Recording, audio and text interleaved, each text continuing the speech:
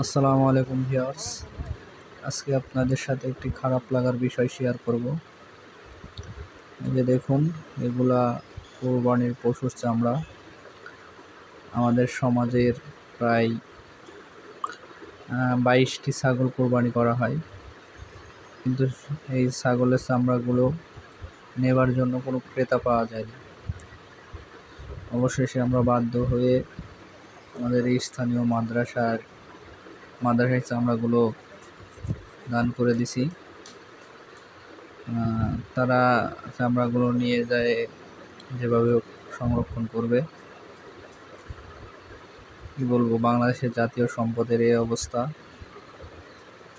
আসলে দেখেন, একটা চামড়া জুতা বা একটা চামড়ার ব্যাগ কিনতে গেলে আমাদের হাজার হাজার টাকা দিতে হয়, কোনো ক্ষেত্রে 5,000, 10,000, এর চেয়েও বেশি দিয়ে কিনতে হয়। কিন্তু এই চামড়ার মূল্যায়ন নাই। এই চামড়াগুলো এত অবহেলিত, মানে কোনো ক্রেতা নাই চামড়া কেনার। অবশেষে বাধ্য হয়ে মাদ্রাসায় দিয়ে দেওয়া লাগলো।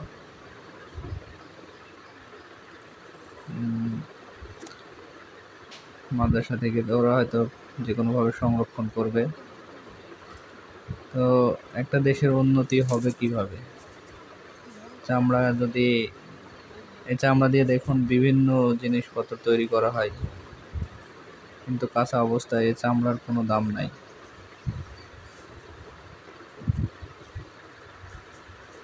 চামড়াগুলো এমনিতেই দিয়ে দেওয়া লাগছে। দেখুন দর্শক, প্রায় 22টি ছাগলের চামড়া।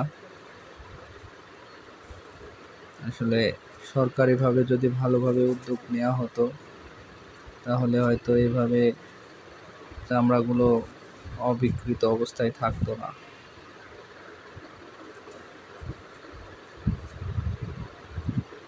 আশা করি সরকার এই সব বিষয়গুলোতে দৃষ্টি দিবে, যেন বাংলাদেশের জাতীয় সম্পদ, আসলে এইগুলা দিয়ে অনেক বৈদেশিক মুদ্রা আয় করা যায়। আপনারাও হয়তো জানেন।